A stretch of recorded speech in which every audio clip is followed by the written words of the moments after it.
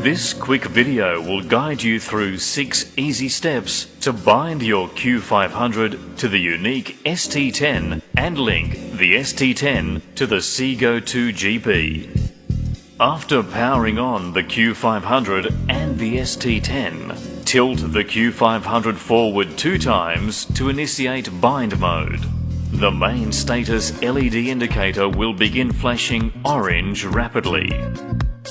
Select flight settings and click OK.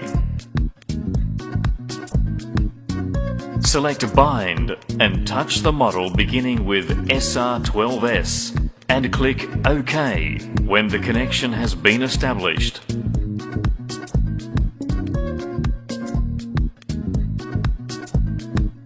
Select the camera beginning with Seago2 and click OK when the connection has been established.